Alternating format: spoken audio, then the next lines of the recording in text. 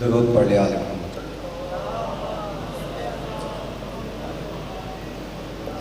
پھر بھی درود پڑھے آل محمد۔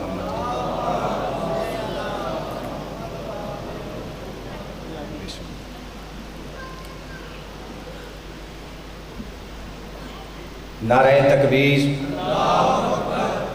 نعرہ تکبیر، نعرہ رسالت، نعرہ رسالت، نعرہ حیدری، نعرہ حیدری۔ درود پڑھ لے آل محمد کی ذات۔ اجازت ہے جی؟ اعوذ باللہ من الشیطان الرجیم، بسم اللہ الرحمن الرحیم۔ الحمدللہ الذی ہدانا لہذا وما کننا لنہتدی لولا ان ہدانا اللہ لقد جاءت رسل ربنا بالحق۔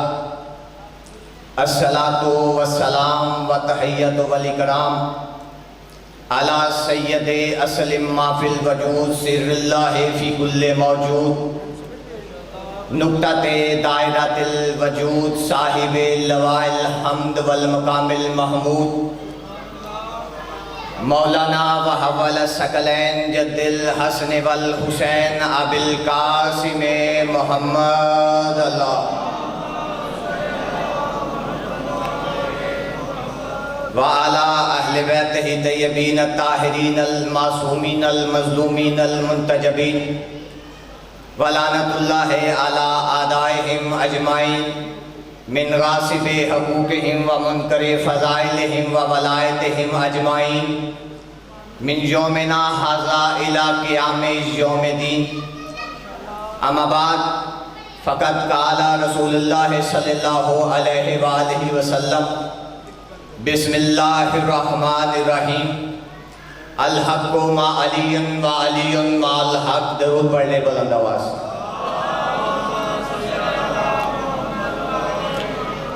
دعا ہے مالکان عزت بارگاہ عزت میں آئے ہوئے ہر صاحب عزت کی عزت کو محفوظ فرمائے۔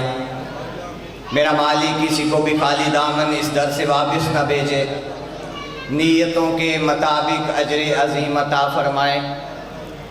اپنی اپنی دعاؤں کی مستجابی کے لیے، بیمار مومنین کی صحت یابی کے لیے، تنگ دست مومنین کے وسعت رزق کے لیے، اپنے اپنے مرحومین اور شہدائے ملت جعفریہ کے لیے، خصوصاً منتقم آل محمد وارث خون حسین ضامن نسل مصطفیٰ ضمانت نسل محمد حقیقی آیت اللہ، حقیقی حجت اللہ، حقیقی لسان اللہ، حقیقی مشیت اللہ، حقیقی قدرت اللہ، پاک بی بی کا بے مثل و مثال بیٹا سلطان زمانہ سلطان کائنات کی جلد سے جلد آمد کے لیے بلند آواز سے صلوات پڑھیں۔ اللہم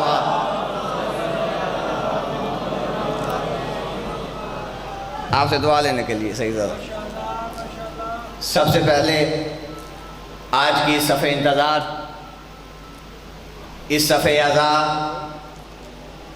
اس یادگار غدیر اور اس صراط عشق پر حاضر منتظرین و موالیان ولی حق کے دلوں کے سلیمانی تخت پر مسند نشین ولایت ولی حق کے وسیلہ سے درخواست گزار ہوں اپنے اس وارث کے حضور جو پردہ غیب میں شاہ سوارے رہوارے حجت الہیہ کی حیثیت سے موجود ہے، کہ کائنات کا وہ مدبر الامور امام اپنے رخ سے حجاب وحدت ہٹائے اور اپنے دونوں قدم کعبہ کی چھت پہ رنجا فرما کے اس کائنات کو سمجھائے کہ علی کل بھی واجب تھا، علی آج بھی واجب تھا۔ کیا بات ہے آپ صحیح زیادہ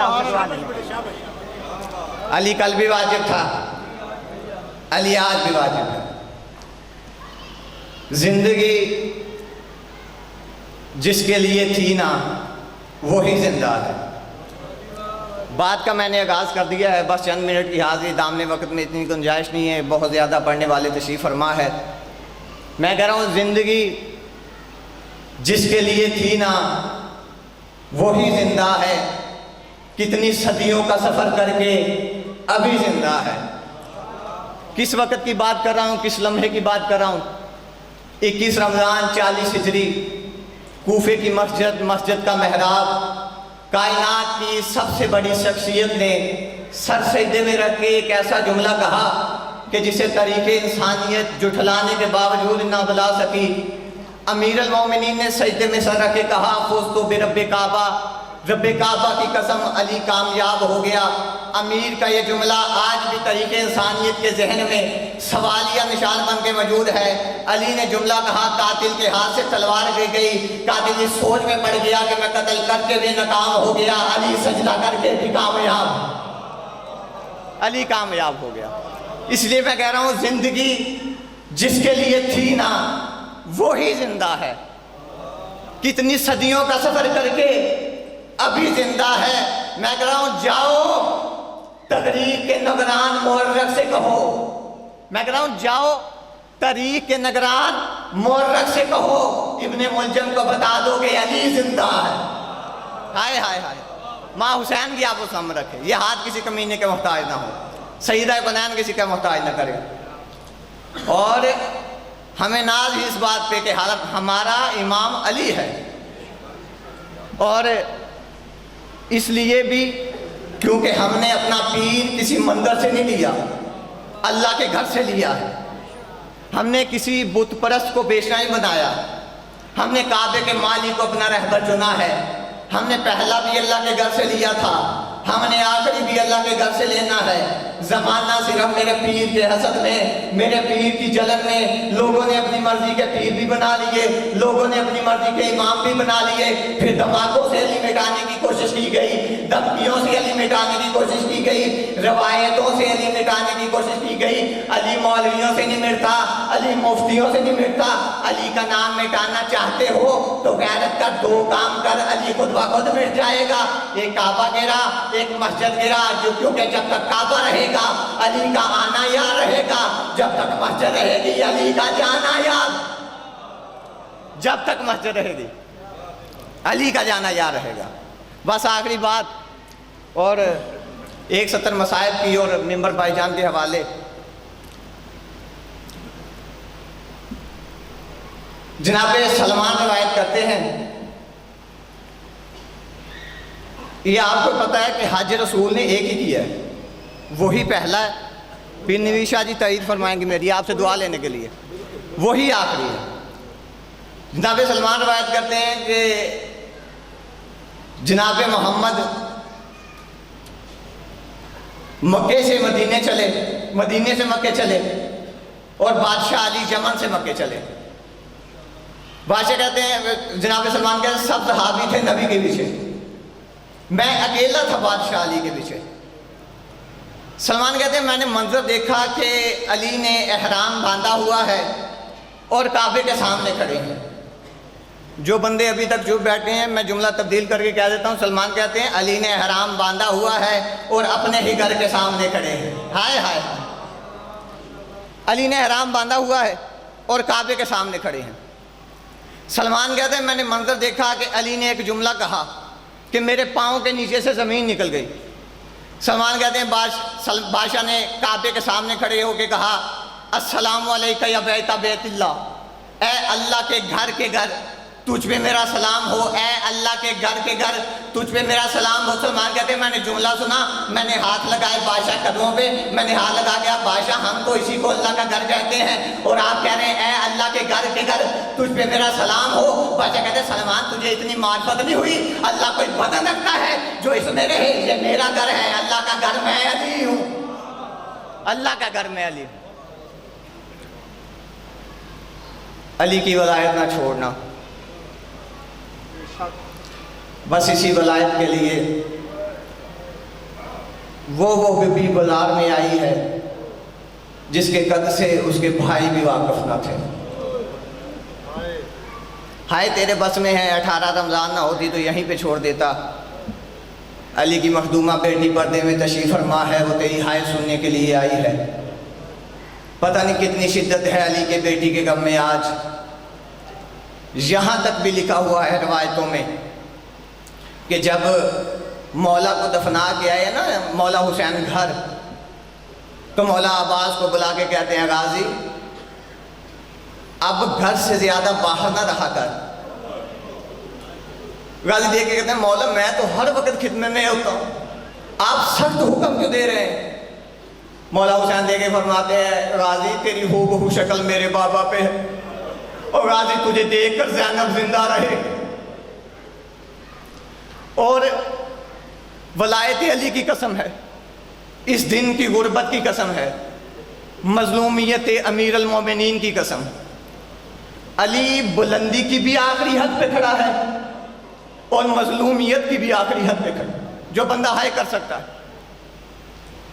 اب بھی جاؤ نا مولا کے روزے پہ تو مولا کی زری پہ ظاہر ہیں، میری تائید فرمائیں گے، مولا کی زری پہ جملہ لکھا ہوا ہے السلام علیکہ یا ابا المظلوم، اے کائنات کا پہلا مظلوم علی تجھ پہ سلام ہو۔ بہت پیار تھا علی کو عالیہ سے، کتنا پیار علی کو بیٹی سے۔ جب کوفے آئی ہے نا، ابھی بھی خط لکھا ہوا ہے کتابوں میں، مولا علی نے جناب حسن کو خط لکھا حسن بہنیں لے کے کوفے آ جا، اور حسن یاد رکھنا نبی کے استقبل میں ایک قصبہ نامی اونٹنی ہے، اس پہ میری عالیہ کو لے کے آنا، کیونکہ یہ اونٹنی محمد کی ہے، محمد نے بچپن سے اسے اپنے گھر پالا تھا، قصبہ پہ بٹھا کے لانا۔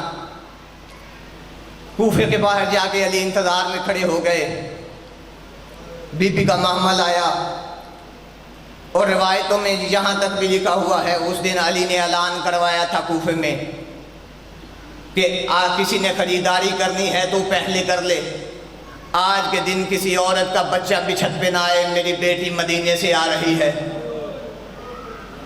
علی بڑے، بی بی کا محمل رکا، بس چھوڑنے لگا ہوں ممبر، ہائے کر لینا جو تیرے بس میں ہے، تاکہ پردے میں آئی بی بی تو سے راضی ہو کے چلی جائے۔ علی بی بی کے محمل کے قریب آئے، مولا نے محمل کے قریب آ کے کہا السلام علیکہ یا اہل بیت نبوہ و معدن الرسالہ، اے خاندان رسالت تجھ پہ علی کا سلام ہو۔ پردے کے اندر سے آواز آئی علیکہ السلام یا ابی، اور میرا بابا تجھ پہ بھی بیٹی کا سلام ہو۔ علی دیکھ کے کہتے ہیں بیٹی رستے میں کوئی تکلیف تو نہیں ہوئی؟ عالیہ دیکھ کے کہتی ہے بابا کیسے تکلیف ہوتی، حسن ساتھ تھا، حسین بھی ساتھ تھا، اب سطر پڑھنے لگا ہوں، پتہ نہیں کون بندہ ہے جو ہائے کرے گا۔ علی دیکھ کے کہتے ہیں عالیہ تھوڑا میرے قریب آ، عالیہ تھوڑے میرے قریب آ۔ بی بی کا چہرہ بابے کے قریب گیا، عالیہ بی بی نے اپنی آنکھوں بی بی نے اپنی آنکھیں بند کی ہوئی تھی، علی نے کہا عالیہ اپنی آنکھیں کھول، بی بی نے اپنی آنکھیں کھولی، علی نے کہا بیٹی اپنی آنکھوں سے پردہ ہٹا، بی بی نے اپنی آنکھوں سے پردہ ہٹایا، جیسے ہی بی بی نے اپنی آنکھوں سے پردہ ہٹایا، علی کہتے ہیں عالیہ اب ذرا، علی نے ایک مرتبہ کوفے کی گلی کے دائیں سے دیکھا، ایک مرتبہ کوفے کی گلی کے بائیں سے دیکھا، علی نے کہتے ہیں عالیہ اب اپنا چہرہ ذرا اماری سے باہر کر، جیسے ہی عالیہ نے اپنا چہرہ اماری سے باہر کیا، علی کہتے ہیں عالیہ یہ ہے کوفے کا صدر دروازہ، عالیہ یہ ہے کوفے کی جامع مسجد، عالیہ یہ ہے کوفے کی گلیاں۔ عالیہ دے رو کے کہتے ہیں بابا حکومت دکھانی ہے حسن کو دکھا، بابا جگیر دکھانی ہے حسین کو دکھا، بابا مجھے گلیاں کیوں دکھا رہا ہے؟ علی رو کے کہتے ہیں بیٹی شریفوں کو اجڑتے دیر